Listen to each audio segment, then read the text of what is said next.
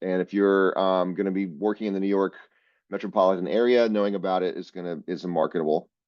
But it's a climate change law. That's all it is. So let's talk about climate change for a second. This is really the only slide you need if you want to do it down and dirty. This is a NOAA, National Oceanographic and Aeronautic Administration. I think, what is it? No, Oceanographic and Atmospheric Administration. U.S. government organization. This is really super straightforward. They went and got all the thermometer data that we had. We've been measuring the temperature of the planet since, let's say, 1880, according to this. And they created this graph. They picked a mean year. So they said, okay, 1940 is going to be 0. Any year that has a mean temperature above 1940 is going to go above it. It's going to be red, and this is obviously scaled. Any year that's colder is going to go below. It's going to be blue. So obviously, it's getting warmer. It's you'd have to be kind of cranky and have an ulterior motive to not see that. Anybody who tells you that this is not clear, they have an ulterior motive, in my opinion, because it's just this is as established science as there is. Of course, science is going to always, it's all we got, but it's it's imperfect, but it's self-correcting. Anyway, so climate change is real. It's my fault. I'm older than you. We gave it to you. Sorry about that, but it's it's really. I'm going to retire and probably squeak it out in the end of my life where I don't have to see any catastrophic results. But they are if you want to get depressed, just go read the IPCC reports. They just get more and more bizarrely despondent. Anyway, we know why it's happening because we're geniuses and we can do anything we set our minds to. This is a graph of ice cores going back to 800,000 BC. We can by taking ice cores, we can determine the composition of the atmosphere. And so the blue curve is CO2 content. And we can see that it was fairly constant up and down like it does for various reasons, but this very recently shot up. We know why that happened because we've got a lot more people. This is the graph of human population on the planet, basically the same graph, right? Like shooting up very recently. So these two are the same basic information. And we know why these two are connected because combustion of fossil fuels. When you burn things, one of the side effects or the resultant is carbon dioxide. And so we just are burning lots of fossil fuels. So there's nothing wrong with carbon. We breathe out carbon dioxide. Plants breathe it in. They breathe out oxygen. It's just that there's a bunch of dead dinosaurs that are under the ground that we're digging up and putting that carbon back into the atmosphere very quickly, and it's causing problems. So it's burning of it's gas in cars. It's also coal. There's still like this. This is a coal train. Some of these are a mile long per day, driving up to a power plant just to make electricity, so we can watch, whatever you like to watch on your phone or TV. So it's a kind of staggering thing that we have with physical infrastructure that we've done, and we've been able to change the climate of the planet pretty quickly. And also, there's just tons and tons of physical evidence of it, like ice melts. And if you want to do like me and be a weirdo about it, you can go. There's more than one, but there's an observatory in Hawaii that they put at the top of a mountain, trying to find what they thought would be the most baseline air, the least affected by a city or cities. And so there's a sensor up there, and every day they post results of what it's saying. And this is a favorite on one of my browsers, and I just occasionally go check it out, and it's going up. So in 2019 it was 414. Now, which it was 2023, it's 420. So it's going up. So it's not. So this was the first time I made this slide. It was 417. Now it's 420. But oh wait, it's not 420. If I go to the actual site, it's 424 when I looked at it today. So it's just continues to go up. So the goal, so, and this 350, there's a thing called 350.org that you can go, it's an organization that's all about this. You can read about more about it in layperson's terms. Basically, the idea is that we need to get back to 350 parts per million in the atmosphere, or we will, basically the summary is that, so the temperature is rising. As the temperature rises, a bunch of other things happen. And if we don't get back down to 350 from 420 or 424, essentially, you can think of it like that a feedback loop will occur that we can't, that what our inputs from there, like our changing, will not be able to stop the effects. And we'll, at that point, we'll basically be prisoners of our own stupidity and just have to watch it happen. So this little chart here for me is just, as architects, our goal should be zero carbon. It's not like a rocket science concept. We know where the carbon is. We just have to design it out. It's a pretty simple idea. The reason it's important for architects is because about 40% of our carbon footprint in the industrial countries is related to buildings. So it's our job, which is kind of cool. And to me, even though we have this local law 97 in New York City, if you're in Alabama, you don't have it. Doesn't mean that you shouldn't be doing it in Alabama. It's just like, I always think of, I don't know why I think of brain surgery. It's just the example always comes to me. You don't go, well, it's not the law that I have to do the most recent brain surgery. I happen to be, wherever, someplace that they're not up on it, so I'm going to do kind of crappy brain surgery. That doesn't work. We know how to do this. It's our responsibility without having the client ask us to do it or anything, just to design buildings that allow future designers to keep designing. That's kind of the simple summary of it. The carbon footprint in buildings is broken up into categories. The construction side is called embodied carbon. My experience, this is the first building project I ever was involved in. We made cob on site. There were straw bales in this. There was a bunch of other recycled materials. So I started out being focused on the carbon content of, or the embodied carbon in materials. But I learned through my career that actually that's a small part of really of our problem now. Most of the carbon in a project right now being designed is going to be in operation. That means the heating, cooling, and plug loads. And so that's what we really need to focus on first. Decommissioning would be planning a building. Well, it's energy, it's the carbon, the energy it takes to, and by the way, energy and carbon are, you can think of them as sort of synonymous, as long as we're using typical fuel sources, because most of them are carbon based. Decommissioning would be, how much can we take it apart and reuse part of it? How much energy is it going to take to do so, et cetera.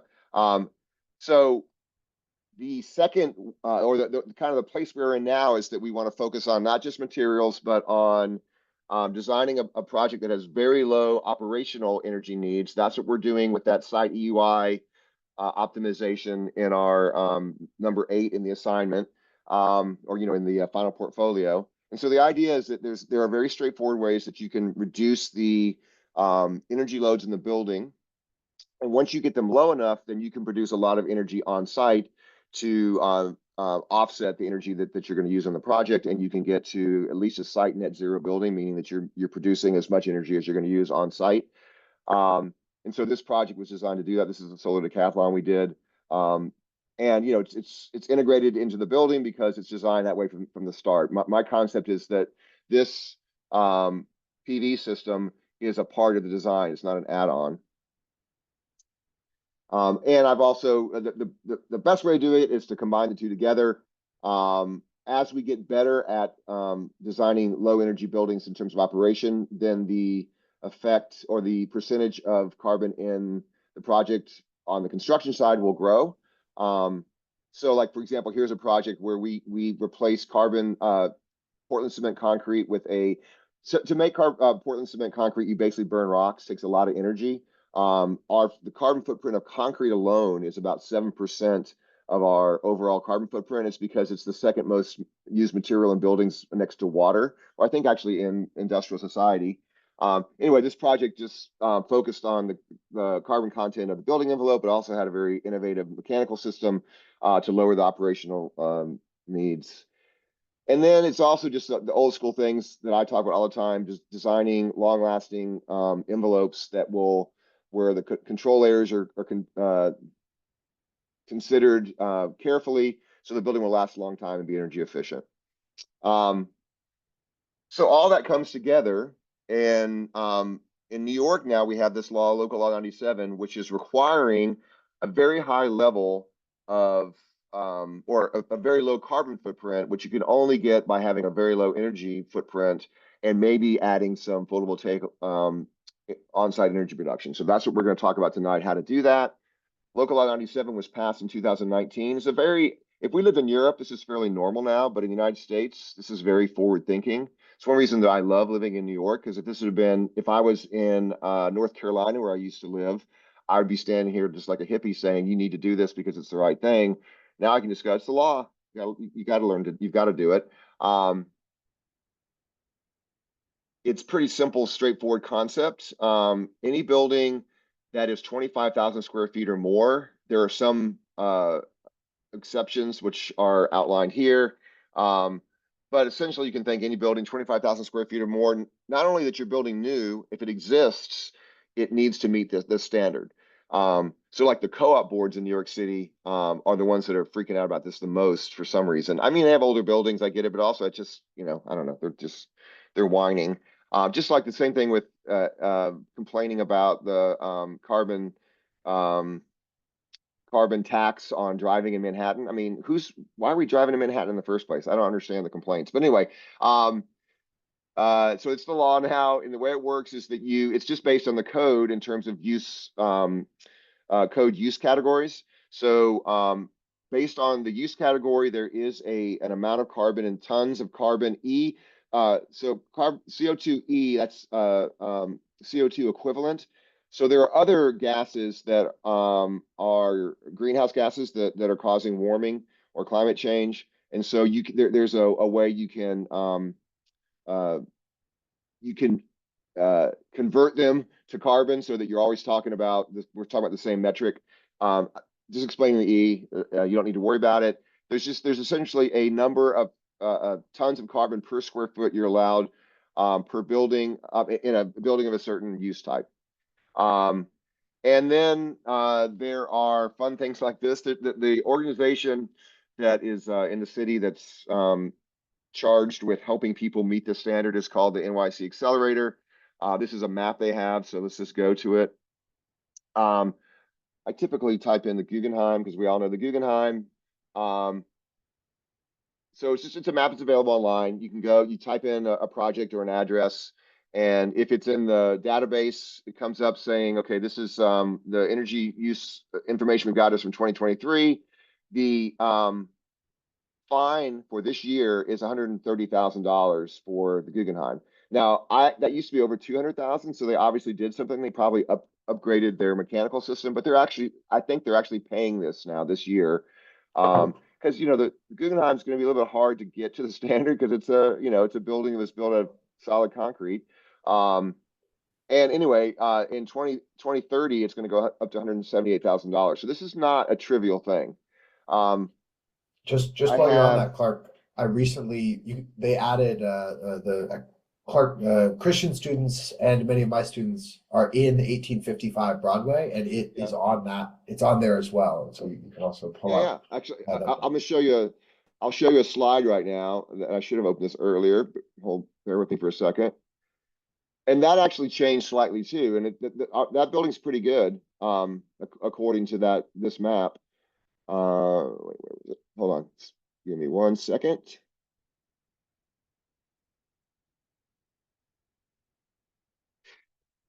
This is a set of slides. I don't know if you have it in for your sections, but I did this lecture the first week. And this slide here, actually, I think this should be 2050.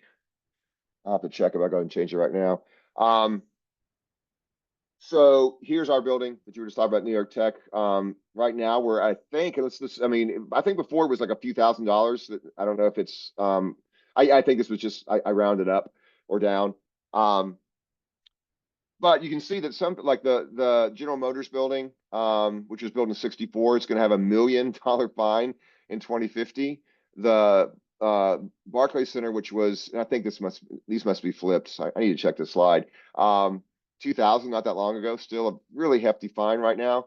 But there are buildings that are already have been designed to meet this 2050 standard. Uh, the Bloomberg Center and the House at Cornell are both on Roosevelt Island, and were designed to a high standard. They're part of the Cornell campus there. So anyway, the point is, this is money. We're talking about, just straight up cash here.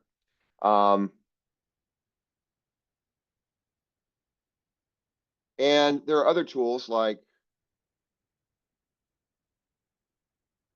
this one here, where you can, I'm going to bring in a sample building.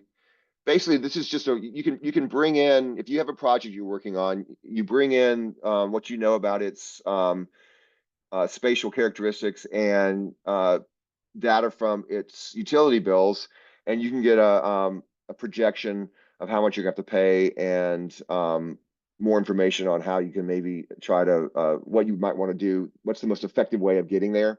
So there are resources out there, but what we're doing is pretty forward thinking as far as this goes.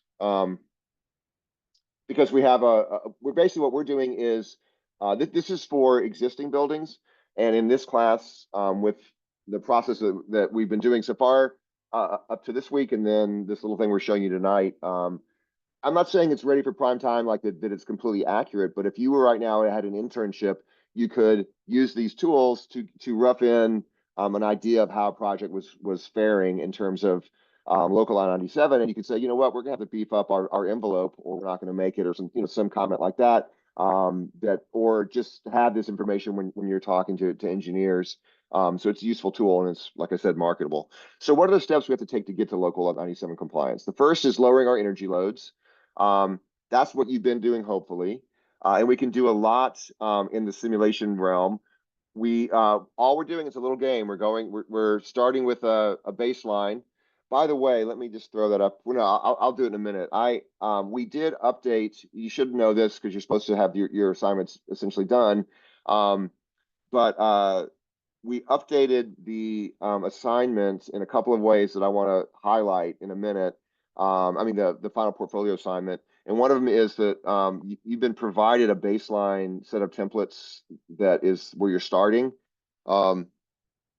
And so this is when the project I'm going to show you tonight that we have, just as an example, when I use the baseline, I start out with 248 kilobtu's per square foot per year. That sounds crazy compared to our baseline, which is 104, and what we eventually get, which is 28. But this is not unrealistic by any means, that a building existing or even being designed potentially would be that high. And then the process is to look at the energy flows chart. What's the biggest thing that you need to reduce, and try to find a way of reducing it. By the way, and if you don't understand it, this baseline is coming from when you set in your template, you say it's culture or educational or whatever, that's setting the baseline. And those baselines are coming from a series of building templates that I don't know where they originated. This is coming from the Department of Energy, and they're basically just saying that it allows us to go out and do large scale studies, or we get a bunch of data from a lot of buildings, and then we organize them into these different building types so that we can be comparing apples to apples. So we can say the average school has the following side UI, the average hospital has the following, so that we have something to push against that's similar to the building we're designing. And of course, we then divide our building up into zones and run simulations or also use designs actually to design the mechanical systems. I mean, we use zones to design mechanical systems. I just want to throw this up here because a lot of the templates you see in Climate Studio say 90.1. If it's not been clear to you, 90.1 means NC ASHRAE, NZ or ASHRAE 90.1. Those are organizations that create standards. And this is essentially the standard that's used to create the energy code. New York adopts energy codes very quickly. So I think we were in 2021. We might even be in 2024. There's an interesting map to look at of all the states in the United States. Some states are way behind that. So anyway, so this is like a sort of 90.1 is you're designing a solid building if you design for in terms of energy efficiency if you design to the 90.1 standard. And then we're just talking about changing all these different settings that we've talked about to iterate toward our benchmark or toward our goal. And we want to, you know, I already said it, we're changing something specific with each iteration and trying to see how low we can go. It's kind of a game. Tonight, I'm going to show you how to bring natural ventilation into this. And so we'll do that first here in a second. It's just a Grasshopper script, very straightforward, easy to use, and pretty elegant. And the idea in the end is we start with the baseline and we see how low we can go. Or again, it's not that simple. We're trying to design something that's practical, but that has a low site EUI. Once we've done that, then step 2 is energy production on site. In our case, we're just going to focus on photovoltaics, solar electric. I don't know if it was a requirement in your studio projects to think about photovoltaics. If you don't have space for them on your building, there's an easy way to make space that I'll show you in a second. But the idea is just that if we can, we want to reduce our energy loads by producing energy on site. We take our total site EUI, we subtract what we can produce on site, and we get the actual total that we use for local law 97. This is also a very real world New York City thing. There are 2 sustainability laws, I think it's local law 92 and 94, that are about, they're called productive roof laws. And basically, you have to have 100% productive roof. Productive could also mean these fans over here are also productive. It doesn't just mean in terms of energy, but you either have to be doing something like have an HVAC setup that's taking up space on the roof, or anything in addition to those kind of practicalities either has to be in photovoltaics or living roofs. Anyway, so I'm going to show you how to estimate the PV production for your project. You can do an array like this on some portion of your roof. You can cover your entire building with PV, which is sometimes done. This is a project in Philadelphia. By the way, this company's called this architecture firm is called Onion Flats. If you're into this interests you, go check out Onion Flats. They're very cool. It's just 2 brothers. One of them teaches at Temple, and they do really cool projects in Philadelphia. This is another one.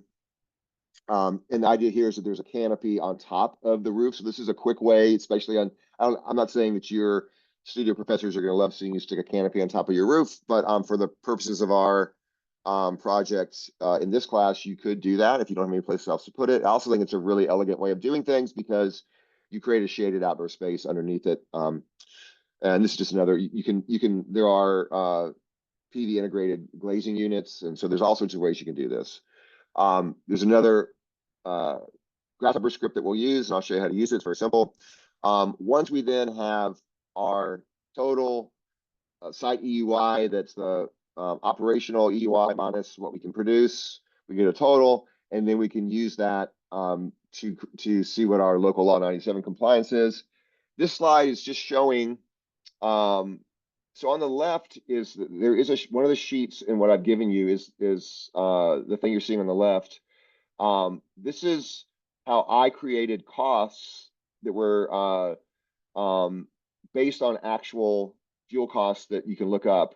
I'll just show you quickly how to do that. I'm not saying that you need to do that for this project, but you could, and you could use these costs you find to change the prices in the template or in your zones in Climate Studio. We mentioned briefly this, so here's the zone template, here's the mechanical systems, there's this other tab, which is the fuel type settings.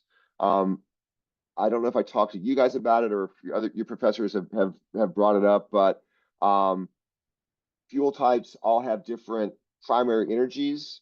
Electricity has a very high primary energy because there's a lot of loss because it's a centralized production system where you have a plant somewhere that, if, for example, you're burning coal, there's a big turbine and that turbine has a lot of friction. So you're going to lose a lot of the energy from the coal just to turn the turbine. And then you've got to send it through these very long power lines that have resistance. And so you only get about 1/3 of the energy out of your source at the building. And so you have to pay for that in terms of your carbon footprint, because that's energy that you actually used, even though you're not paying for it in kilowatts at the site. So natural gas, for example, has a very low primary energy because it doesn't take a lot of energy to get it to the site, and you're actually burning it on site. And this is just showing where that tab is, and you could change these. These are part of any simulation you've run.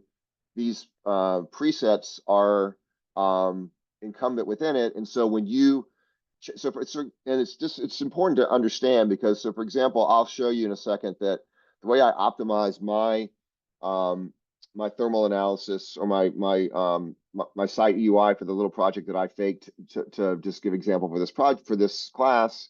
I have an all-electric heat pump system, and because it has I don't know if you remember that the cool thing about heat pumps is they actually are moving heat. You're not burning a fuel to make the heat, and you're also moving cool, or moving energy to create cool. And so you actually are getting a lot more energy out of them than you're putting in. So they have a very high COP, but they're also electric, so you pay a price in terms of the primary energy. So there's kind of it's not all good with electricity. As we have more photovoltaics on the grid, then as they call it, the greening of the grid, then photovoltaics have very low carbon footprint, because once they're on the roof or wherever they are, you don't have to burn anything to make the power, so they're clean in terms of carbon. So as we get more more projects online with PV, then the primary energy of electricity will go down over time. And also the efficiency of photovoltaic panels is going up, so that whatever you carve out in projects you're working on, saying this is my PV area, that's just going to get more productive as time goes on, because the panels are going to get more productive, and the grid is going to get greener, and so you're going to get more bang for your buck. So PV is a good way of I'm just like if you have a building that's going to last 150 years, you're just basically staking out that square footage for PV into the future. And then we're going to use a spreadsheet that looks like this. It's a little different because I've been able to simplify it for reasons I'll mention briefly. And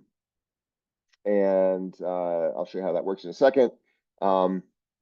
Finally, just a reminder, there's two here, because one's for this one on the right is for the grad students. The same class, it's just slightly different layout. Remember that, so this is in the modules. At least I think that it should be the same in your sections. You should have all this stuff. All of the benchmarks that we've talked about in this class are given to you in whatever form you need to be able to understand them in this resources module. Like I was saying before we started, this is, it's really important if you're talking about not being somebody who just sort of kind of got by in this class. You've got to understand the benchmarks to optimize. It's not just about pushing buttons and seeing the colors, right? This is also where the grasshopper scripts are that we're going to be using tonight. And actually the spreadsheet's in here also, but I put it separately down here in this local law compliance tool link. All right, so that's the lecture. Let me now go and let's run through. Everybody still with me? Okay, good. So here's a project that we've been playing around with, where I just did, one of the reasons I did this is that, like, when a student sends me their model or puts it in, I've got a folder where I'm having people share with me so I can quickly go back and forth. If your model is set up this way, it's not only smart in terms of being able to quickly iterate yourself, it helps anybody looking at your model help you. So I would suggest, even if you're already done and you're go back and make sure you're organized. Anyway, so so my site is in Queens. It's my full model. I have a trim model for reasons we've talked about. So I'm going to leave the trim model on for right now. So I have I'm gonna turn off the site. I just was trying to give you the context. So here's my little project. I ran a thermal simulation. I started out, okay, and let me right now, I'm gonna do a couple of things. Sorry, you guys, if I'm going longer than you thought, but I just wanna iterate. I mean, I wanna point out I a couple think of things that were changed. Yeah? only thing that comes to mind is I think when you're going through the PV calculator, and if you have the time, I think it would be great to have the students grab it and start to Absolutely. run it as you're going. We can get a handful of questions that way. That's totally the goal. Yep, yep. So So, just maybe shout that out and it'll happen. okay. So it's Yeah, it's well, on my students' resource page exactly where he showed it. So okay, great, great. This is the final version of the final project scope of work. You've got to read this. And for one point too, that I don't know if I've said this to you guys before, but I this really blows my mind. I think a lot about Mars and like how we got stuff crawling around on Mars. I think about the Webb Space Telescope, which is 1 million miles from Earth, rotating, orbiting the sun or whatever it's doing, looking at the beginning of the universe. Everything that was done on those projects had to be written down in a contract, right? Or just even like in an email, because if you don't write it down, you're going to have disagreements. You're going to go, I thought you said we were using metric. No, it was IP. Um, until we can get like holographic projection of our thoughts into each other's brains, we're going to have to write stuff down no matter how crazy we get advanced in our technology. So you've got to still use written words and you've got to be able to read instructions. So that's the way to look at this. This is a scope of work much more detailed than a lot of, or it's more hand-holdy than some things you're going to get professionally, but that's even more reason to read it. And so if you come down to the energy design section, optimized low energy design, in the thermal zones, you have some templates, and you want to make sure you use these settings for your baseline. And then and so this is for example, let me wait, where was it?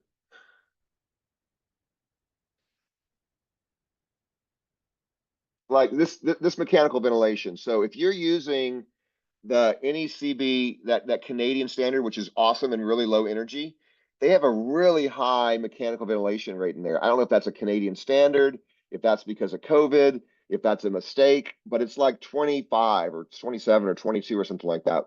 7.5 is still pretty high.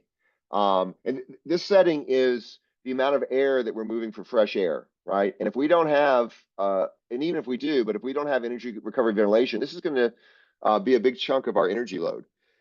So if you don't keep this consistent as you move forward in your iterations and you just grab some template, you may have a much better opaque building envelope. But then if this increases by 2 or 3 times, you're going to totally blow out that advantage, right? So I strongly suggest you use these these settings that you've been given. There's also a baseline for the construction, and for that, I just set the default construction, which is pure concrete. I thought let's just start with a baseline that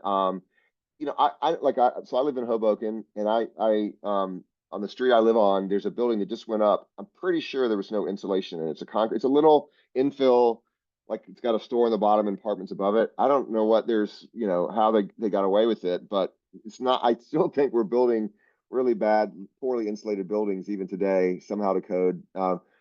So it's not completely unreasonable that we started with this.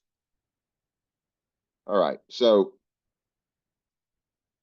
just make sure you're looking at the baselines and have a sensible path forward. So here's my my baseline run, and so I started with the baselines with no URV, it says here. Then I switched to a 90.1 space and construction. What I did is I based it on 90.1, but then I made sure that I kept the settings I was talking about the same. I altered the lighting power density and the equipment power density. These are things that are a little bit more advanced, though we've talk about them in this class, but you should, if I want to get this lighting down, I can do that by changing the lighting power density, and we can show you how to do it if you don't know how. Look, it's much lower there. And you can see that I went from 248 to 93 there. I then, but still, I'm going to take a second on this because there's some people who still don't understand this. The way this works is that this is called an energy balance chart. Again, I'm sorry if I'm just completely saying something that's obvious, but it's very important. So I just want to reinforce it. Every month is going to, if you add up the losses below and the gains on top, it will be zero. And so you're always going to have a heating and a cooling load through the year in our climate. I don't care how good the design is, you're going to have some heating and cooling load because we're going to have windows and a building envelope, and we're going to have people that are adding heat to the building and lighting. They'll add heat. So we'll have passive means by which we are creating some kind of heat, or we're adding heat in the winter. But if you do not see heating or cooling, that means that you don't have a mechanical system like I don't right now. This is a great example. So when I close this model, for some reason, when I open it, it's just like I'm going to turn off that mechanical system. So what I have to do now, if I want to run another simulation here, is I'm going to assign that mechanical system to all my zones. So if you have a run, going back to here, that does not have a heating or cooling load, it's because you didn't have a mechanical system applied, and that's a bogus run. You can't use it. So some of you might be like, oh, this was easy. I'm doing great. I didn't have to change very much. It's because you're not running an accurate simulation, which of course is going to be the problem with these as we move forward as architects, because we're not going to be experts. So you've always got to use your critical thinking skills. Learn, this is a really clear diagram here. Learn what it means, and then apply critical thinking at all times to what you're doing. So you don't get sued and you don't look like an idiot at the meeting, basically. I mean, that's one way, but also so you can be a better designer. So, okay. So I improved my glazing based on what I saw here. That I got like an 8% drop there. Here I'm adding an ERV. If you don't know what an ERV is, we can talk about it. Pretty huge change, and you'll see that what happens. It's just knocking down my heating and cooling load, because an ERV, what it's doing is, as I'm taking my fresh air out of the building, I have a heat exchanger that when the fresh air, I'm dumping stale air out, I'm bringing in fresh air. The heat or cool that's in the air that the stale air that I'm getting rid of, I can transfer a lot of it to the airstream coming in, and also some of the latent heat, some of the relative humidity, and therefore I'm saving that energy. So I'm basically bringing in cold air, but it's not that cold when it comes in. And then at this point, I added natural ventilation. So I'm going to go from 66 to 61. How did I do that? Let's do that now. And so, as was said, I want you to go to Grasshopper. But so what you have to do first is go to your the modules and access this Grasshopper scripts link.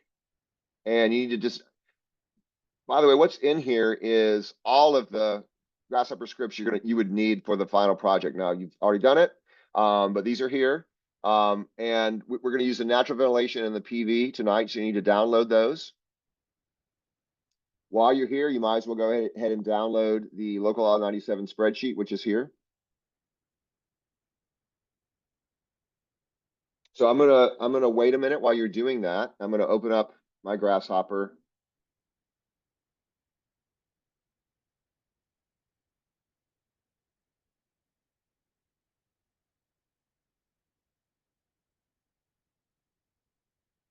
Maybe I said a question that I think will be pertinent to what we're about to talk about. Right.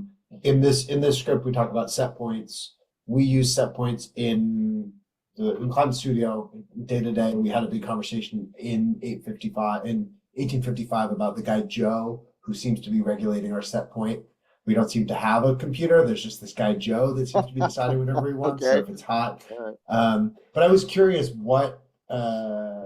what these ranges, if these ranges have changed over time, sort of standardized set point ranges, or if they're just still based on kind of psychometric chart comfortability index Yeah, calculations. they're based on a lot of things. One of them is the building type. Mhm. So like a school is going to have different set points than a warehouse. Some of them are going to be based on code.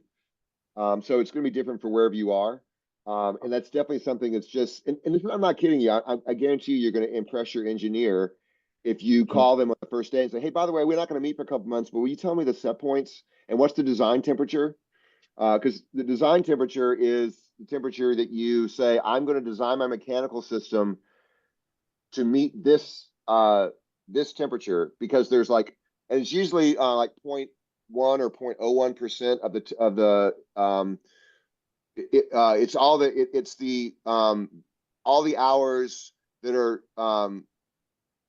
there's like a small percentage of hours that are going to be colder or hotter than that design temp, and you're going to say, well, they're going to put on a sweater, or we're going to have a separate, we're going to use, little heaters at their feet, because it's such a small, it's an inefficient way of doing it, but we're going to, if we design just for that little tiny bit of heating and cooling load, we're going to have a whole different system that's not going to be efficient. So anyway, the answer is there's a lot that goes into it. What we're doing, and that's a good point though, by the way. I noticed that like, well, I will go back there. Well, hopefully everybody's there by now. But if I go back to, oh, I want to show you one other thing, because this drove me crazy. I just figured it out the other day. If I select all my zones and I'm like, okay, I'm going to edit these now. If I come in and edit it, it's going to change the name of all my zones to that name, which is very frustrating if you go to the trouble of naming your zones. If you instead, I've selected all of them. If I come and select here, then I can change anything I want for any of the zones that I've selected. I mean, any of the zones I've selected, and it won't mess with that name. So it's just a simple little workflow to understand. Same thing for so I can do the space use template or the construction template with that method. But so if I come in and look at, just apropos of that, if I'm gonna look at this, what we were talking about was the set points. This is what we set for the requirement for the baseline in this class. It's kind of just made up. So you could set this to something different, and you definitely would for different types of buildings. Okay, so I'm going to go back to Grasshopper. So let's talk about this script and how it works. Well, I want to say one other thing though before I go here. I love to rag on our environmental sections. You've probably heard me rag on it if you've heard me talk ever. Where you have your environmental section that's got, there's the sun, but it's a section, so I'm not quite sure what it means, because you've got it kind of just up there in the sky somewhere. And then there's always these little blue lines that are moving around, and they're just like completely meaningless, and nobody has ever talked about them in a way that I was like, oh, okay, that makes some sense. They thought about it. But then that is probably accurate anyway, because we talked about this. If I let me turn off these, turn on something that I'll turn on my final project. If I turn on my wind rows, we already talked about how, first of all, I need to make sure that this heating and cooling seasons, whatever that would be, it's gonna be something different. But then I don't know if I did it with you guys, but if you go and you download the Central Park weather file, and you do this exercise, and then you just come and you download, there's one called Midtown Manhattan, which is like Central Park to me, completely different wind information, right? So it's very site specific. If we really wanted to know the wind on this site, we'd have to have a weather station there and get a year's worth of data. And even then, that would still be only 1 year, right? So this is sketchy information. It's better than nothing for sure, and we're asking you to use it. But there's a much better way of simulating the effect of natural ventilation on our project, and that's what we're gonna do right now. So here's how it works. We need when you open it up, you need to pick a weather file if there's not already one chosen. There's a whole bunch of them that are available in the component. I've got LaGuardia right now, whatever. Then we're setting a range of temperatures. So I'm going to set this to 58 and 78.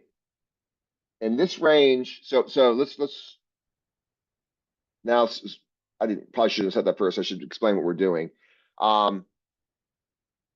That weather file has what, 7,280, I think, hours in it, right? Every hour has a temperature associated with it. All we're doing with this script is saying, when the outdoor temperature is within a certain range, I'm saying 58 to 78, I want the windows open. And I can know when those hours are by mining this data for that range. And that's all that's happening here. So I'm going to put in a name here. I'm going to say 413 test because I've already actually got these schedules. All that's happening is we're creating a series of schedules that are automatically going to be loaded into our Climate Studio template, and I'll show you that in a second. So don't even worry about it. But name this something sensible for you, like New York City, 58 to 78, or something like that. But I should say, of course. So sorry, Clark, just super briefly. I'm getting a handful of messages. I know the solution, I know you know the solution, but on these scripts, when they load in, they aren't loading a default image and you have to click the title bar on Canvas. Could you just show that super quickly? When you're downloading the grasshopper script, for example. Yes, Yeah. yes. We've got an we're audience, saying so it's we're worth looking at. here. It looks like there's nothing there. You have to click on this. Yep. That link there. Yeah, that's an irritating thing about It's Canvas, but now you quirk, know I it. think. Now you know, Yep. and you'll always feel right. It's okay. Good. Yep. Awesome. Thanks. Yeah, and I'll just keep going, but we can stop and this is super basic and you can do it later. And there is going to be recording, but I'm happy to go as slow as anybody needs me to. But so what we're saying here, and here's the schedule, right? We're saying that these black hours are the hours between that range, I think. No, it's the white hours around it. Then the second one is whenever I have my windows open, which is the hours between 58 and 78, I want my mechanical ventilation off. Duh, right? I'm bringing in fresh air through my open windows. I don't want to mechanically ventilate because that's the point of mechanical ventilation, is to bring in fresh air. So I'm going to name this 413 test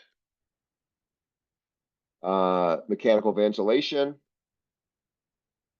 Now, like I said, if I were you, I would put the temperatures. I'm just doing this because I've already done it. So I'm just typing in something that will make sense when I go to delete it later. Okay, so now I've got my mechanical ventilation, a schedule that will allow me to turn off my mechanical ventilation. But now we already do have in our conditioning, we were saying that we have set points of 70, I think it's 70 and 75. Because of the way this works, we want to make sure that there's no conflict. So we're going to go ahead and set two other schedules. One is we're saying okay, I've got my windows open here. Now, whenever my windows are open, during those hours, my mechanical ventilation's off. Okay. Now I want to have my heating system only turn on when I'm below the bottom, the low point of this range. So it's the smaller. And so I'm going to call this 413 test heat. And then when it's higher than 78, I want my cooling system on, but not any other time. So I'm going to say 413 test cool.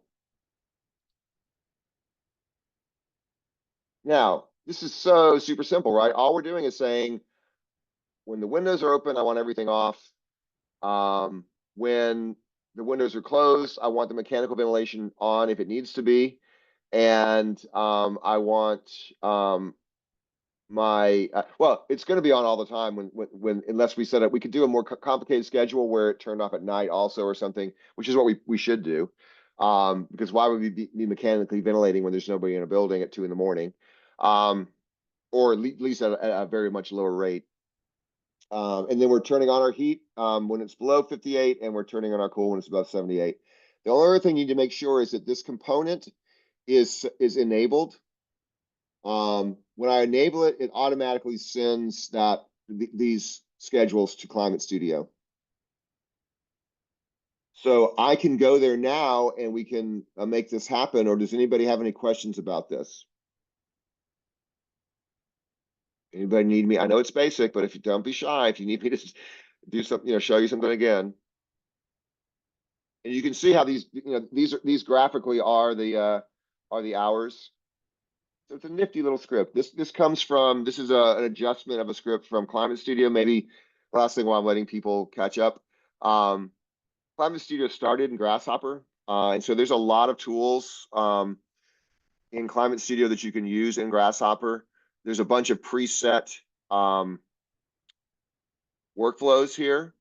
And so the cool thing about, think about it, if there's anybody struggling with this right now in this class, hopefully there isn't, but this is great for architects because we have it in the graphics window in Rhino. We don't have to know much about Grasshopper, if anything. So it's really made it possible for more of us to be doing these kind of simulations, which, like I've said over and over again, I think is really important. And there are other tools and other platforms, of course. It's just this is what we're using. Okay, so now I am going to run a simulation with my new schedules. The thing I want to say is that remember that if you're going to, you need to optimize first. I would do this near the end of your optimization cycle. You don't have to, but regardless, to see the effect, you have to have make sure that you're running this simulation with the same settings as the last simulation you ran. So I know that like when I ran mine, that I just went straight from this and then I added these schedules so nothing else was changed, right? I had some people today say, no, it's not working. It went way up. It was because they had that problem I mentioned before where the simulation they ran beforehand was without the mechanical system. Okay, but anyway, let's go into our thermal analysis workflow.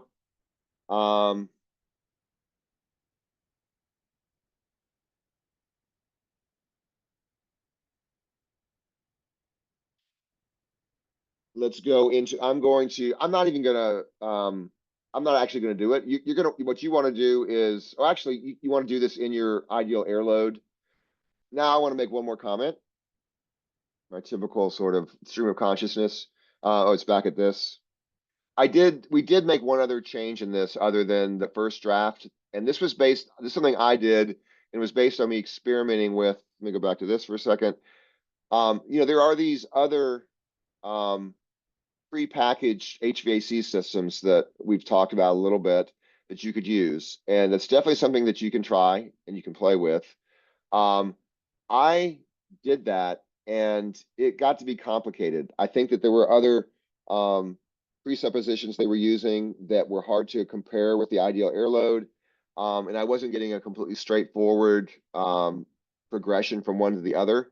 So I just thought about it and I realized, the old Climate Studio, this ideal air load, that was all we had. They're just calling it a new name. And we can actually adjust any of the settings that we need using this. So what I said in the assignment was to choose the ideal air load, which is just that default, and use these settings. So I gave you a template. Hopefully these make sense, these settings. You're starting with the mechanical ventilation on, but the heat recovery set to none, which would mean that you have no energy recovery ventilator or heat recovery ventilator. And then you're supposed to add it in later. That will have a huge effect when you add it in. So I'm trying to turn off. A lot of buildings would still not have an ERV. And so that would be something that would be a realistic way of you being able to optimize. Like, for example, I could see the that one thing they might have done at the Guggenheim was add just to whatever mechanical system they had, add a heat recovery ventilation system, and it would have improved their specs quite a bit. Okay, so I'm going to go in and edit my ideal air load, and all I need to do is adjust these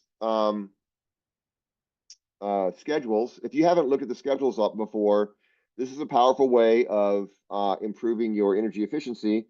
Because, for example, even let's say I wasn't doing heating. Let's say I went to something else like space use. I can say the lights are always on, or I can set and I don't know if this was, I can't remember what I did for the presets. If it's all on, it means my lights are on all night. That's crazy, right? So you should have the lights on when people are in there. Of course, in a real project, we would have this to where they were sensor actuated by by motion after maybe all the time, or maybe just at night when people are just going in there occasionally. So schedules are very powerful, and that's what we're using right now to optimize or to bring in natural ventilation. So let me go back to that. Let me edit this. So all you do then is come in and add those schedules. You can search for them, or they're at the bottom. Oops, I didn't actually select it. There, if you scroll down, they're at the bottom, or you can search for them. So if I brought in 413 test heat, put that there. I'm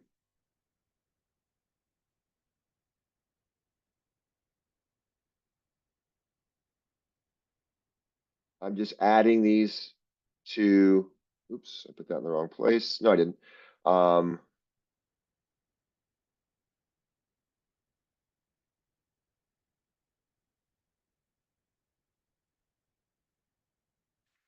And I'm going to turn on my natural ventilation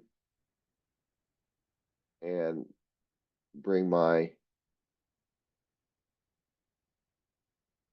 now think about it. You, if you run this now, and again, I'm going to close out of example. I didn't even, it doesn't matter because I'm not going to run it, but I did run it, right? It absolutely should lower your EUI, because there's definitely going to be hours where we're between 58 and 78 degrees. And why did I set it at 58? It's because at 58 degrees outside, if you're in a building the size that we're designing, there's going to be a heat load inside from people and from lighting and from computers. And so I'm sorry, why so we have a wider range than just our comfort zone that we can bring in. If you don't agree with 58, 78, set up whatever you think it should be. So we think about it. So if we're saying there's some number of hours during the year that I'm going to turn off all of my mechanical system and I'm going to open up the windows, that's going to save energy, right? So you should see a reduction here without a doubt from the previous simulation. And you should be able to see what's changing here. You see that typically you're mainly going to see a drop in the cooling load, because that's when we're ventilating, right? We're most of our hours are going to be when we're above. I'm saying when when we have the windows open, because it's between 58 and 78. Mostly that's going to be at times when it's hot outside, or it's summer, and so it's going to reduce our cooling load. There's also, you'll see that well, you can just look at yourself and see what there's some other things that'll change. And by the way, the game here is just like I'm looking here and I'm seeing this. My infiltration still seems pretty high. I would check and see if I can lower that as I move forward. The final thing I did, by the way, so anyway, that's all we're doing. But just, okay, it seems super simple, it is, but think about it. The difference between just faking something with that windrows and saying, I'm gonna do a very simple set of schedules that open the windows when they can be open.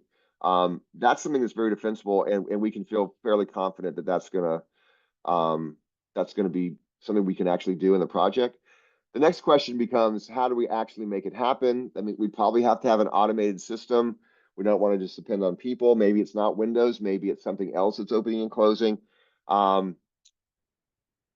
There's a let me find. There's another place where this is affected, or that where you can change some settings. So let me just show you that. If I go to the window, any window, I'm just showing you as an example. By the way, there's a setting, a shading setting you can do here. We haven't messed with that at all. We're doing plenty. We have our window frame off right now. So in your glazing packages, even if you have mullions in front of your glass, or if there's mullions as part of your, or if you have all your windows are going to have a frame, we're just acting like it's all glass. So it's not completely accurate right now. You could come in and turn your frame on and say what its conductance level is, how wide it is, and that will adjust the energy use of the window component of your project. But in ventilation settings, we can turn this on. Oops, it doesn't need to be turned on, sorry. This is really high. You can leave it like that if you want, but this is basically saying that we have natural ventilation turned on in our mechanical system zone settings, and we're saying that 80% of the opening is going to be open to air movement. That's a casement window. That means that, like, you're in an office building and you're completely opening up a window. That I'm not even sure if that's to code. If you're on the 40th floor of something and you can open a window that much, so this would probably be less. Usually, when I'm seeing tall buildings in New York City, they're just little hopper windows that barely open on the bottom. So you'd probably have a different number than that. You can change this if you want to be more honest. The discharge coefficient, it just it's the percentage, I think, of this 80% that's actually coming out. I would leave that preset. I leave the rest of these as presets. And you don't even have to open this up if you don't want to. I'm just letting you know that that's another part of this. Okay, so that's natural ventilation, pretty straightforward. Once that's completed, you've got the last component that you need to be able to, if we go back to the slides, to reduce our, oops, wrong slides, to, we said, lower our energy loads. Okay, so we've done that. Anybody want me to say anything more about natural ventilation? Any questions about it? Any glitches that you need me to look at? I have a question. It's not a glitch, but if, say, our project mostly has curtain walls, as opposed to some elements with operable windows, how would we navigate that in connection with this? You just would have to, you'd have to say that you would set that percentage really low, and because, or just don't do this. If you're saying no, I'm not going to have natural ventilation, don't do it. I mean, that's completely defensible. I'm just showing you how to do it, right? But if you're like, no, I would have, because first of all, that's a good question. Why would you have only curtain walls with no operable windows? Do you want to be in a building like that? I don't. But you can game this and say, I'm going to set that at 0.1 and say that 10% of my windows are going to be operable. And you could then, I would make just what we're great at architects. We can kind of just rough it in and just do a graphic where you say, these windows would be operable. And that's typically like when I was in the Buffs today, I looked up at one of these crazy new skyscrapers at Hudson Yards that's that reflective, slightly blue glass. And there was, like, I don't know, 5% of the side of that building had hopper windows that were open. Anyway, does that answer your question? Yes, it does. And I have another one as well. I believe you mentioned something other than windows, being operable. What were you referring to?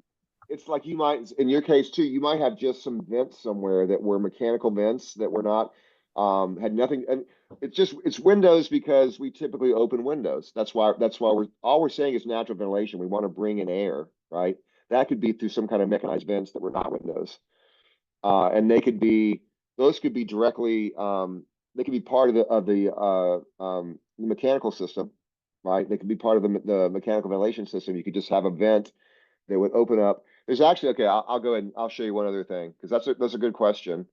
Let's look at a couple other things in the mechanical system settings. So in mechanical ventilation, like I've said, you should definitely at some point I haven't tried to, in my section, I mentioned it. I don't know if anybody remembers it. A sensible would be an HRV. Enthalpy would be an ERV. The difference between them is that an ERV is for mixed use climates like ours, where we would also be trying to move humidity. Because humidity, we're either going to have to bring in humidity or take it out often, and so that requires energy. Anyway, you would pick one of these. So I would pick enthalpy. That's going to be an ERV. If you go back and look at the slides, I've got some images of what they look like, or typical ones look like. And then you need to choose efficiency percentages. You can just these are the presets typically. 0.7. There are some ERVs that have a higher percentage. This is just basically saying that if I'm bringing in cold outside air and exhausting, warm indoor air in the winter, I'm going to be able to exchange 70% of the heat. So it could be higher or lower. And then the latent, we're going to be able to we're going to exchange 65% of the humidity in the air. Okay, but the reason I'm showing this is that you see this no economizer. An economizer is what I was just talking about. If you say yes to an economizer, it's basically going to say that some vent is going to open up in the mechanical system when the outdoor air is as it was within some range, but it has nothing to do with windows. And that's not called natural ventilation typically, because that's just a convention. We call natural ventilation something that goes through windows. Okay. So you can kind of game this, and that's also fine to do. Basically what we're saying is, and like the PV thing we're getting ready to do is totally gamed. We're saying, I'm going to rough this in. I'm going to say, I don't really have any operable windows right now, so I'm just going to use the surface area of all the windows I've got in my project, and I'm going to put a really low percentage in terms of how much are going to be operable, so that I get some kind of effect from this. And then you talk to your engineer about it, and they go, yeah, that's a pretty good guess, or don't even do that. We'll do that later. Whatever. All right. I'll add to, I'm sure someone else is having as well, that the adding of, in your ideal load default, the adding in the mechanical ventilation, and in the mechanical ventilation part, if you don't have that enthalpy on, you still get a result from the effect of the natural ventilation. Yeah. But it's much less, right? Like it doesn't allow the schedule system that we built based on the data to be a complete system. So that shot me down another 25% when I turned on the mechanical ventilation system. Seems obvious, but I missed you clicking it the first time, so I figured it was worth saying. Yeah, no, good point. And that's one reason why I'm just such a fan, if you can't tell, of this particular interface, because for beginners like us in this class, this is a great way to learn about these concepts. You can read a book where they're talking about ERVs. That's great. Or you can come in and go, what the hell is an ERV? And you click on some buttons, you look at the energy flows chart, you start to get a feel for how it works, right? And you start, then you ask yourself, well, what is sensible versus latent? And you look it up, and then you come back and go, oh, okay, then I'm going to try now a enthalpy rather than sensible system, and see what effect it's having. Once you get these, you get your model set up to work correctly. The simulations are so fast, especially if you know what you're doing and you do them in a targeted way, that it's a great just to do for to teach yourself about basic concepts. Okay, that's the natural ventilation. Let's go on to PV. So go back to I've already got it open. It's in that same folder. So I think what I'm going to do, I'm trying to think what's the best angle on this. I don't know. Let's just go through it. Okay, so I'm going to talk through what the script does, and then we'll do it. First, we bring in some panels. This is just going to be VREPs from our model in Climate Studio. We can also bring in shading. We'll talk about that. That's just also VREPs. It comes into this PV panel component. There's two things you need to know about in here. And if you don't know anything about photovoltaics, basically, this is super simple what we're doing here. This is just going to be a, if you look back at the slides and you think about, Because what we're doing now is we're doing energy production. We just did energy load reduction. It's going to be some, this is just a bunch of silicon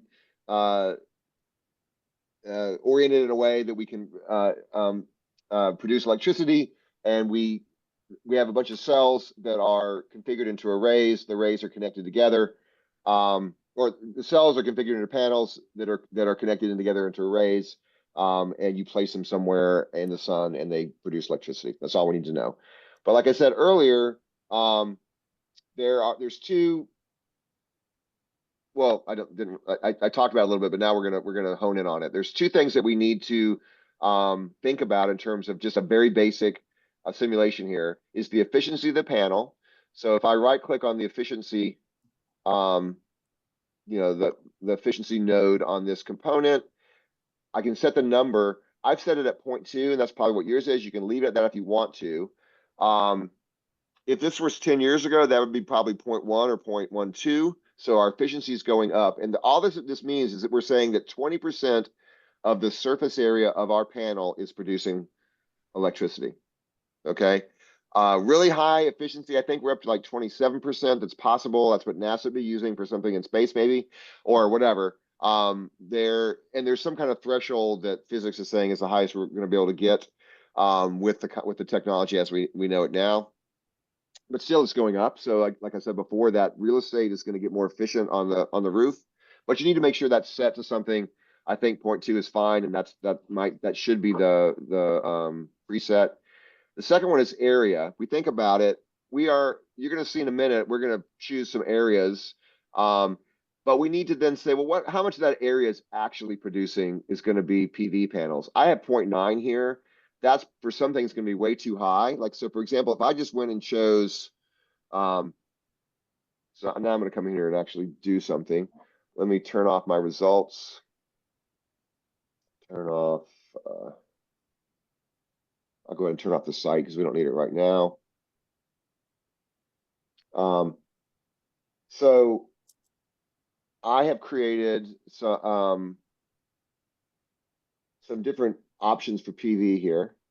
One of them is so I just created a canopy like I was showing in the slides. Like this is essentially something like this.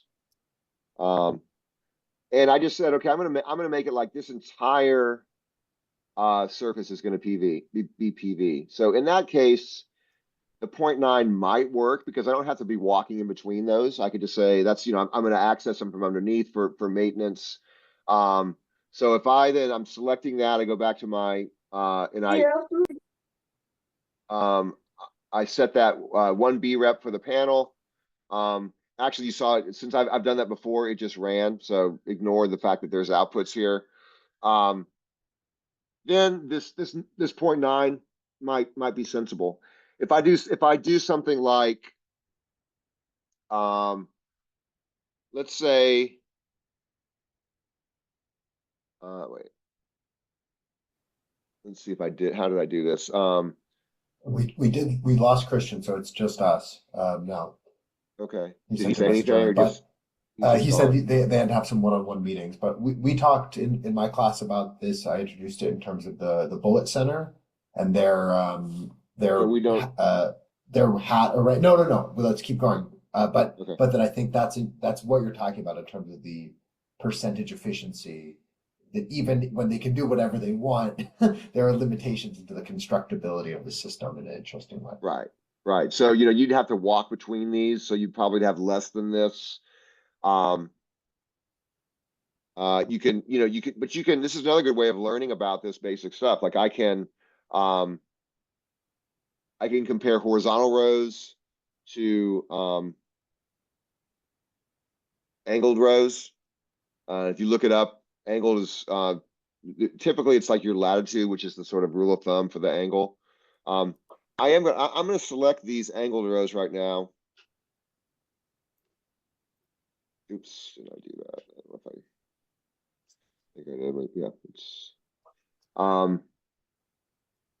and I'm going to set multiple B reps in my component.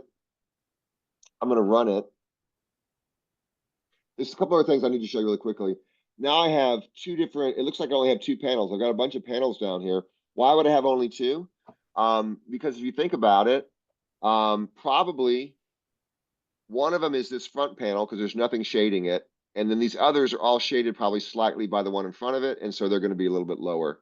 So I could use this as a reason to spread these out more, or just take the hit there. You don't want your panels shading each other. That's a boneheaded move, right? But that's why we have two here. By the way, a couple other things that you need to do. You need to set, and I hope that Christian's group knows this. You have to set. What are we doing here? We're taking this is a typical workflow, but what we're making it fit our needs by outputting a kilobTUs per square foot per year. That's not a typical way of calculating photovoltaic production, but we're doing that because we want to subtract this from our kilobTUs per square foot per year. That's our site EUI from our thermal analysis, right?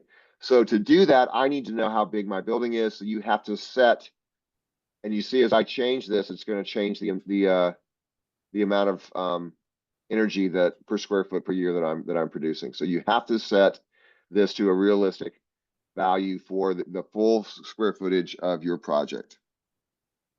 I'm really surprised how often people don't know the square footage of their project. You should know that.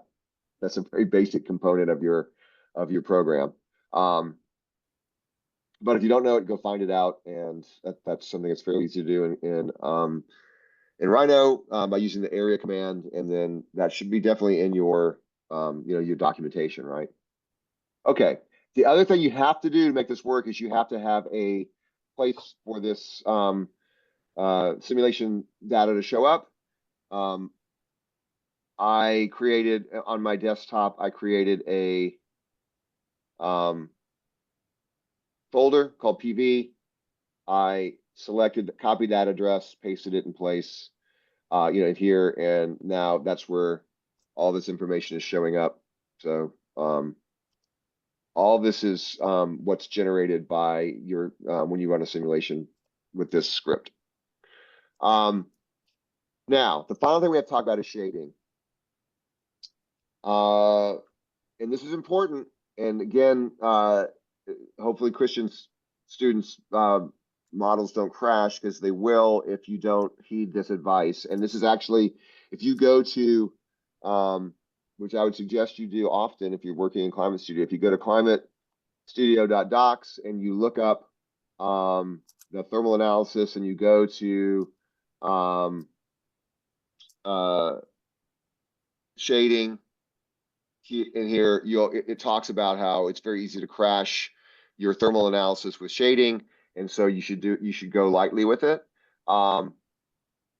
Shading is very important for daylighting. It's less important for thermal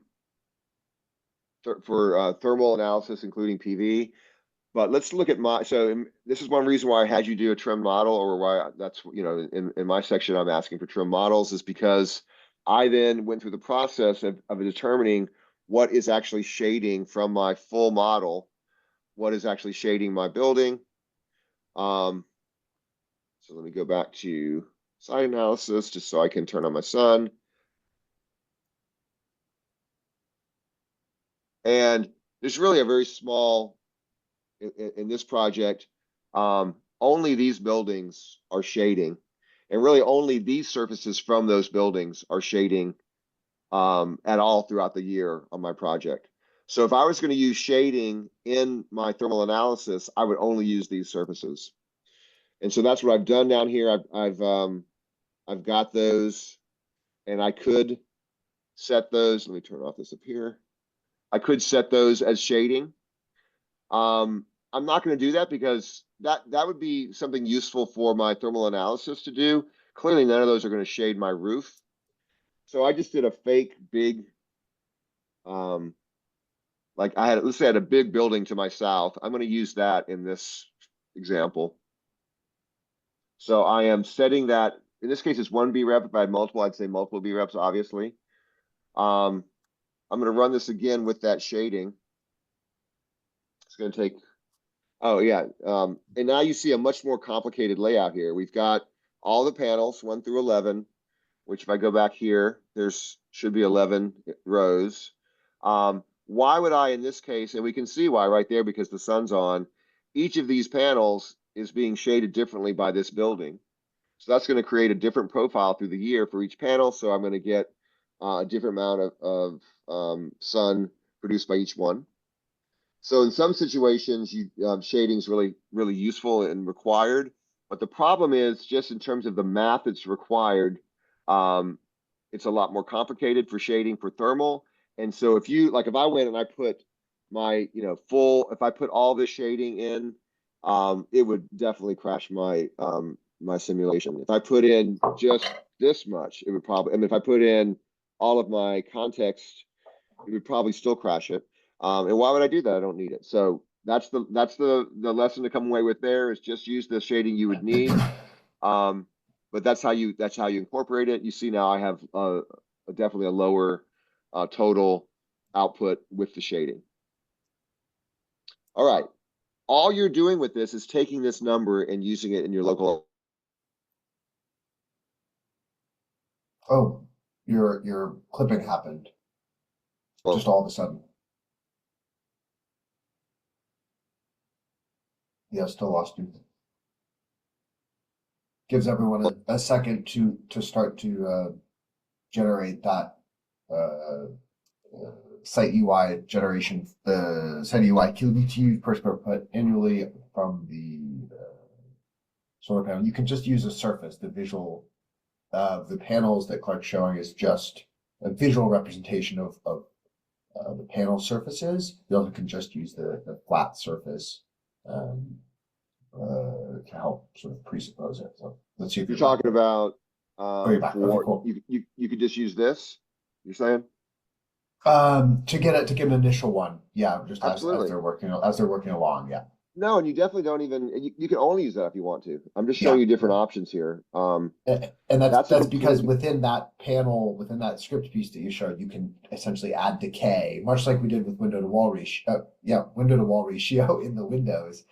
There's a default that doesn't describe what you're doing, but if you edit the default, it becomes pretty close to what you would do. So right, and this is why we're architects and why we're generalists. We can say, I'm going to rep this in.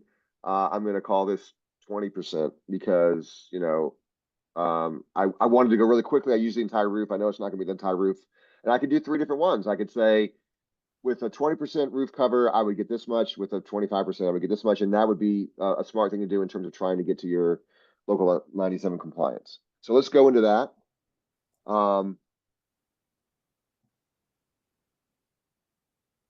Just open that spreadsheet.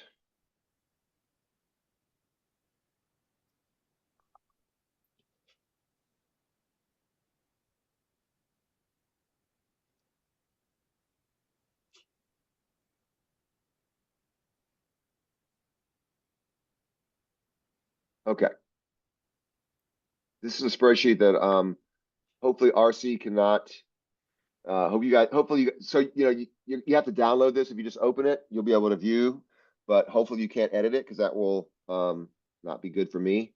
So download this and then it becomes something that you can edit. Let me say this right now. When I make spreadsheets, blue is for inputs, orange means that there's a calculation applied to it, and red means often like final. So when I enter something in here, let's just say I say a 1. I'm just going to show you. I'll talk about this in a second. If I come in right now, I did not lock these. Excel is a coding language. So this is code for what I needed to do to transfer, so A is bringing information from this spreadsheet, from this sheet. And then I have coded all this out so it's automated. If I just delete this right now and put in my own number, I'm going to delete all that coding. So you may screw. So I could have gone and I could have locked just these cells. I decided not to do it, partly because it's good for you to screw it up and go, oh wait, that was not a good idea. You can always just re-download it, right?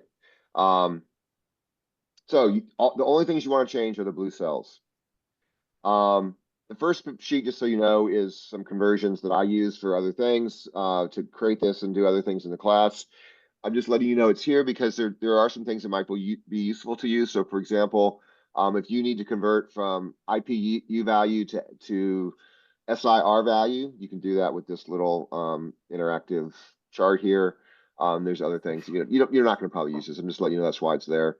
This is here to, like I said in the slides, if you wanted to get super accurate, you could go and look up the most recent fuel number 2 pricing here on this NYSERDA webpage and adjust the pricing here, and then in your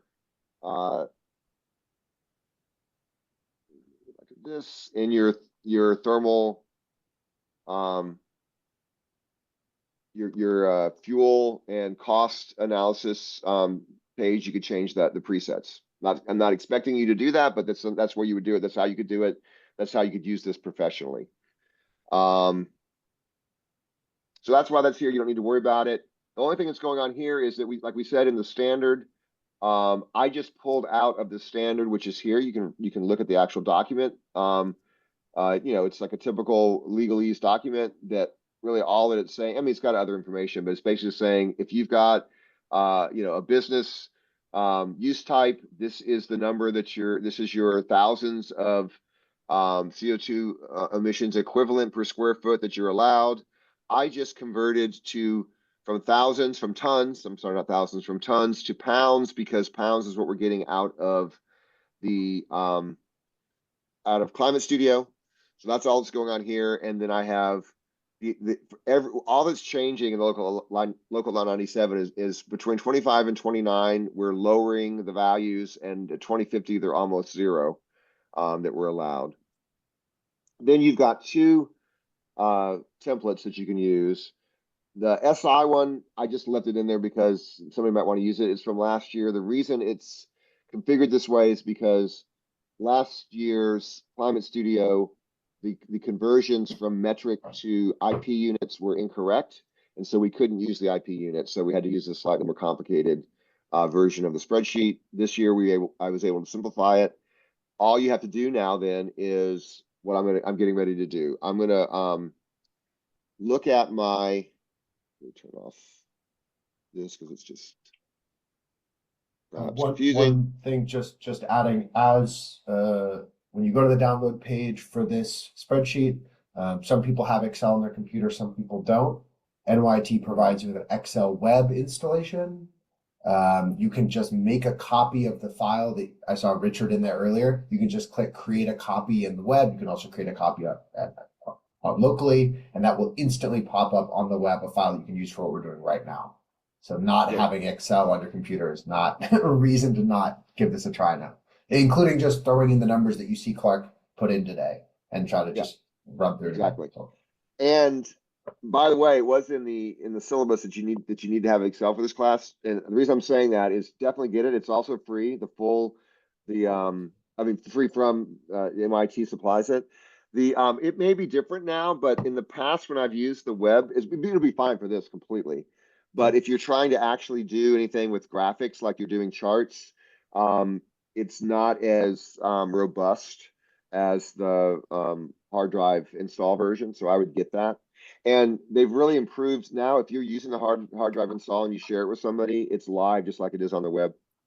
But exactly right. You don't need to use that for this purpose. So what I'm going to do now is just quickly put in some values. Let's go ahead and just split the screen so we can do it at the same time.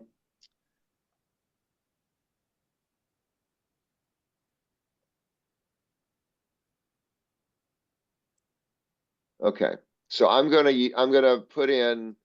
I won't maybe do them all. Oh, I won't. No, I'm just gonna show how it works, and then I've already got them set in. I gave you samples. So what I would do. So I've got here. Wait, they're not there. They are here. I would, hopefully you've named your simulations in something sensible that you can understand, because that's the point of them, of the names. I'm gonna use the same ones here. I'm gonna call that S, because it is, S is the number. Occupancy, I'm gonna say I'm in assembly. I'm whoever that I wish could somebody's got their mouse over this cell, so that's why you can't see it very well, but that's fine. It automatically populated the allowed carbon amounts from 24 through 50. Then I'm gonna just put in the name, the description of that simulation. This is important because then when we're reviewing this, and this would be, again, this would be a deliverable, a professional deliverable. We need to understand what it is, what the simulation is that was run. You need to put in your building area. Mine was 47,000. If it's above 25,000, this will turn green automatically. That's again where I'm using the Excel coding, because that means that it's required for that this comply with local 97 in New York City. Then I would use my I bring in the EUI from that run, which is 248. Then if I have PV that I've let's say from those runs, I decided I could conservatively produce 12 kilobtu's per square foot. I'm going to put that in. Then I put in my carbon footprint from the same run, 63, and that has then populated the rest of the spreadsheet, and I am not compliant, which is not a surprise because this was that baseline crappy envelope, crappy everything. Now I'm going to switch to the sample that you have in it's just it's baked into the workbook that I gave you, and you can see what's going on here is that I am with each iteration where I did improve my EUI. It's pretty easy to get to 2024 compliance. They're trying to make this incremental. You add an ERV or two, you change from something that's got fuel oil to natural gas and improve the primary energy setting. These are all things that we covered, but it's more advanced. And if you were not as plugged in, maybe you don't understand them all yet. You can ask questions at this point, and I mean right now, but as you're trying to finally do the fine tuning optimization. But the point is here, even with my knowledge and optimizing this the best I could, I had to get all the way to where I was not only basically I optimized the envelope to the best of my ability. I added all the mechanical system bells and whistles that I could, including only using heat pumps. And at that point, even if I take out my oops, that's wrong. If I take out my PV, oh, and the PV is way too high here.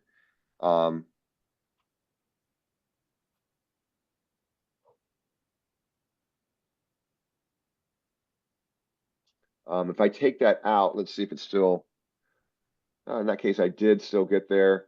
But it's possible that I would have had to have the PV to get to that. Oh, it does. So I'm not meeting 2050, but this is a good example of a design that would be defensible. I need to get higher, so maybe I do say it was 20 because I did eke 20 out. Then I can meet the 2050. So this would be, let's say if I was presenting this to a client, I would say, look, with the building itself, we can get to 2024, no problem. You really need to do these upgrades to get to 2029. We need to do them now because they'd be really expensive to do later. We can add the PV later to get to the 2050.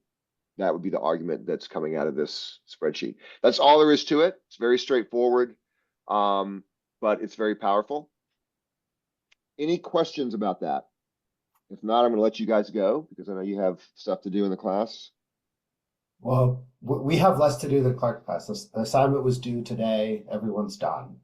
So, well, not everyone's not done, but everyone's spiritually done. So we're I mean, this is great. I want to pause for questions, then we'll go through it. But I think, yeah, we'll do this probably this weekend and next week. Just keep diving into this stuff.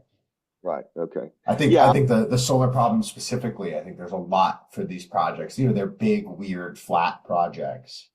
And maybe you could talk for a second more about why the PV number is a direct subtraction from the site EUI. You showed it, obviously.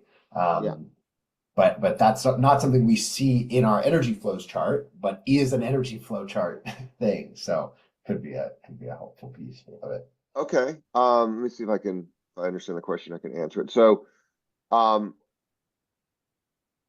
let's just kind of go from the beginning really quickly. So site EUI is the energy use intensity. The reason we're saying energy use intensity is because that's per square foot. So we're not comparing a 1,000,000 square foot building to a house. And that's the metric you typically use for this kind of thing. That's why the baseline is an EUI. We need to get to that so we can compare to our baseline, which is what the that Department of Energy study that was done that's allowing us to get these sample averages. So we need to find a way to predict a energy production that will allow us to subtract directly. So what we do, and this is something that we customize in this. Did I close it? Maybe I did. In this class, we have to then take kilowatt hours, which is what the script produces, which is just power. And then through the machinations of these components here, we're converting that to kilobitu's per square foot per year. And that's what the number is here. That's because and then that's why we need the square footage of our building. Was that too basic? Yeah. I mean, or does that answer the question? No. I think there's another implicit step here, which is this energy that we're generating as a rate per square foot of building per year is that now that it's in the same units as our site UI, yeah, we can then use our gain. And solar power is it's complicated, the power banks back to the grid, that whole system. But basically, we're now generating that energy at a rate that we can subtract from the cost of our building existing, because we're not using the. Oh, yeah. I'm sorry. If you see what I mean. Yeah. Yes. Exactly. So we're saying, and that's what I was trying to say in this, with this slide presentation, the way I set it up, is that we say, okay, the first step, we have to reduce our energy loads as much as possible. That's what we do with all of our machinations with the thermal analysis. Once we get a number that's as low as we can go, we can say, well, so we're talking about how much carbon our project is using, right? That's where this number is coming from. It's directly from that, though it's behind the scene. It's saying, okay, how much of your heating is natural gas, your cooling is electricity. All of that is going into the calculation of the carbon footprint, and that's what's in this tab here, right? So that all this information is what's going into creating that carbon footprint and these outputs. But now that we have it, we say, okay, but if I then produce some energy, let me get to a more sensible, if I produce some energy, and that would mean that I wouldn't have to, because this is a projection of just the building. If I am producing energy on site and putting that back on the grid, I won't actually use this full 61. I will use less because I'm producing some myself. And the way it's net metering, you put that PV energy onto the grid, you don't get charged for. You get basically credit for it. You don't use it in your building. And so then you can subtract it from your usage. And that's a very fair, that is sensible. It's defensible.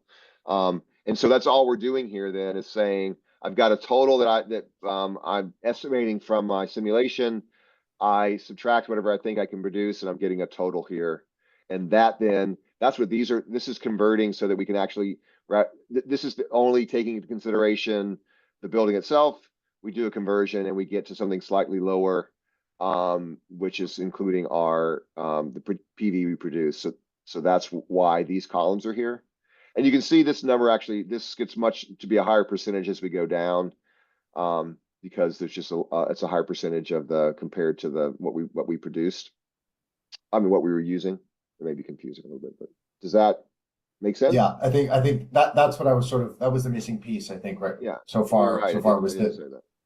Yeah, and it's one of the reasons why solar has been such a big part of this kind of thinking for so long is because it's a transactional relationship that's not really to do with the price of wood or the cost of natural gas. It will always produce energy forever, and so we can talk about it forever. Like, we can talk about it in terms of the lifespan of a building. We can talk about it in terms of, not forever, but in terms as long as the building exists, as long as the sun burns, we can keep gaining that benefit to the small scale building. And then on the larger scale is why New York State is investing these, billions and billions of dollars into these offshore wind farms. All of this kind of stuff is basically the same idea, that if we can work with the grid more dynamically, there's some fancy word for dynamic grid systems, but that kind of relationship is much stronger